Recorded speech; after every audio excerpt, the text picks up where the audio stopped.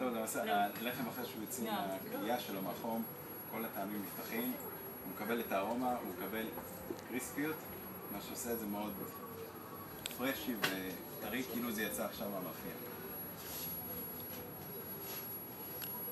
טרטיני קורן ביף. על השכבה של הלחם בקלוי בשמן זית, שמים ממש מעט חרדל דיז'ון. חשוב שהוא יהיה חרדל דיז'ון ברמה טובה, כדי שהטעמים יהיו נכונים. לא לשים חרדל של תלמה או משהו כזה, שזה למעשה לא חרדל, זה סוג של מוח טעם חרדל. לא לשים יותר מדי, שזה לא יהיה חריף, כי הוא די חריף, הוא ממש חריף, באופן יחסי לחרדל. חרדל. כן. חרדל דיז'ון.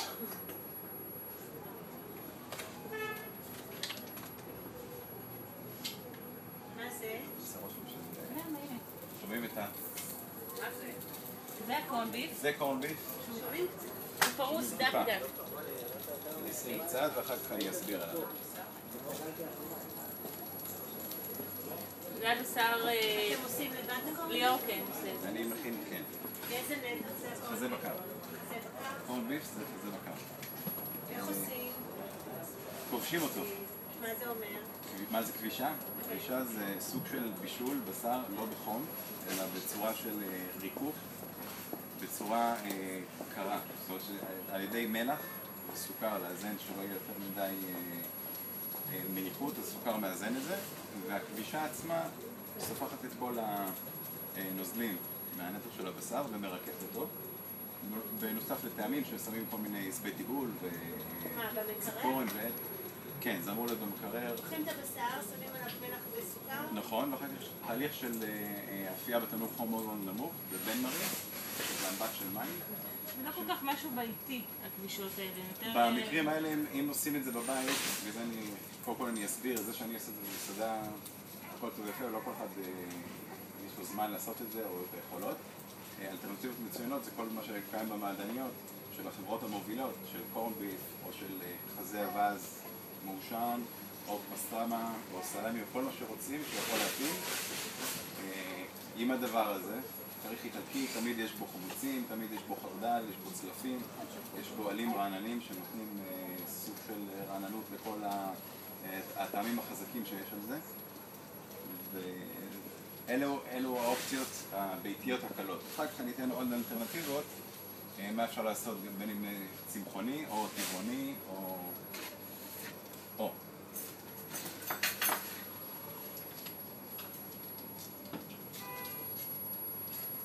אין לי בעיה לעבוד עם הידיים, חסינות כבר לחום.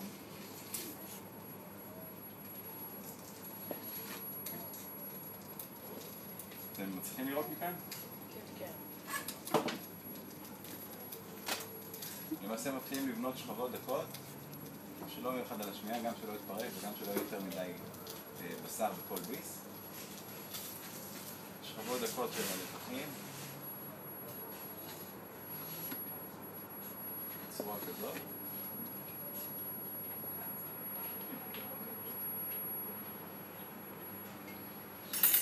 אם שלא תעלי זה ליוטיוב אחר כך. ביוטיוב יש משהו אחר שרואים פלוס עכשיו, הבנייה של הירקות והקישוטים תעשה לאחר החיתוך, אם עושים את זה לפני זה הכל יתפרק. אז בונים את הבסיס של הבשר על הלחם עם הממרח, שדרך אגב זה יכול להיות כל ממרח אחר, לא חייב שזה יהיה חרדל, פה במקרה זה מתאים כי זה הנתח שהוא דורש את החריפות והחמיצות של החרדל, אבל זה יכול להיות אלף רעים, זה יכול להיות שום שמיר, זה יכול להיות מיונז, זה יכול להיות כל צאצא של כל דבר. ממרח עגבניות מיובשות, פסטו, ממרח אצילים, טחינה, הם עושים על זה סוג של בשר אחר. קבב אפשר לפורר על זה, כמו לחמנג'ון בסגנון. לא הבאנו. חזה עוף. חזה עוף. נפתח את זה על מפית לבנה, שזה יביא לי את הצבע. ונשמור על ההיגיינה, כי נראה לי עבר בשולחן, זה משהו כזה.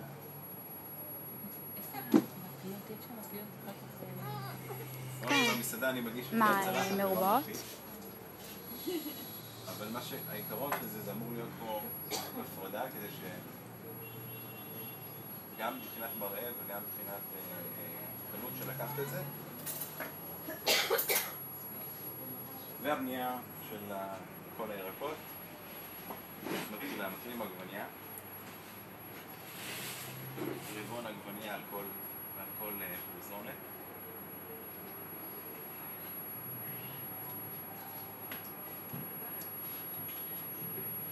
יש לי פה צנונית שחתמתי כבר במסעדה, מאוד מאוד דק במנדולינה, משהו שלא הייתי יכול לעשות כאן.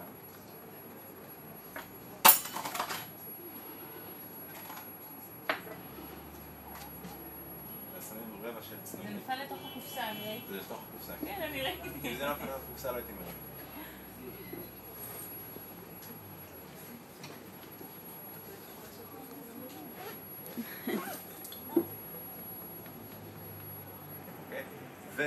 ולסגירה, אפשר להמשיך עם גם תוספות אחרות וגם לבנות עוד דברים על זה.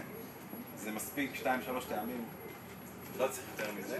ובשביל לסגור את המנה מלמעלה, נשים נקודה קטנה. במקרה הזה אנחנו עושים איוני פלפלים, שזה פלפלים כלואים, שטוחנים אותם, מטבלים אותם, ומכניסים אותם לתוך איולי, שזה מיונז למעשה, שמיונז ביתי שעושים אותה. מה זה מיונז? איולי זה מיונז. יש מיונז, כמו שאנחנו רגילים לראות בסופר, לא הפיסטור וכל המייצבים שיחזיקו אותו שהוא לא יתקלקל. ומיונז ביתי, שזה טעם אחר לגמרי.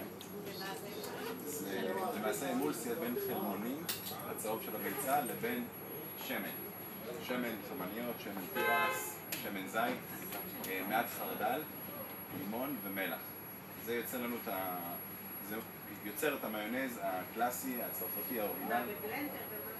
ועושים את זה עם מעבד מזון או מטרפה, ומי שיש לו כוח ביד שיכול לעשות את זה, לעשות חצי קילו או משהו כזה, זה עבודה שהיא עבודה קשה, כן. אז על המעבדי מזון הם עושים את העבודה הזאת מחומם. חלמונים. טריים. חייב להיות ביצה טריה. למשל, בכל המסעדות שאת אוכלת סלט קיסר, גם סלט קיסר מבוסס על רוטב שהוא עם חלמונים, שומן ולכן הרבה אנשים, מי שרגיש יודע שהוא לא מזמין באף מסעדה סלט קיסר.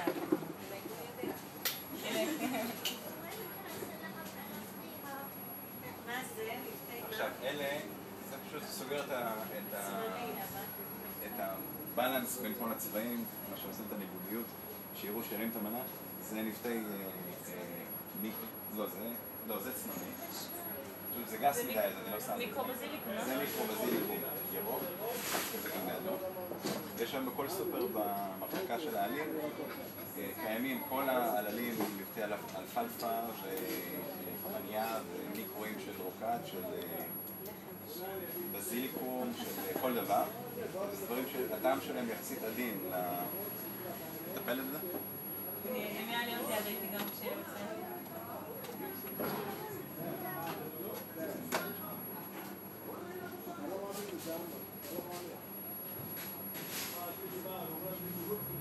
אני אגיד לכם שמגדלים את זה גם במשק הרבנים והיוגב שמשתתפים בבתים הפתוחים. כן, זה הלבטות כאלה שעושים את זה בחממות גדורות מיוחדות. בכל מקרה, זה הטעמים שזה יותר עדינים מהטעם של הבזיליקום הבוגר או של הסלק הבוגר, העלים שלו, כל דבר אחר. וזה גם מתאים תסור בגודל על המנה.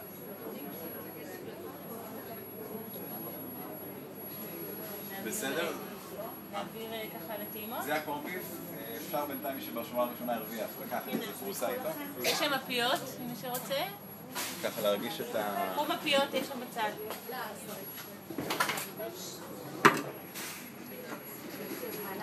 אנחנו נכין עוד, נכון יואי?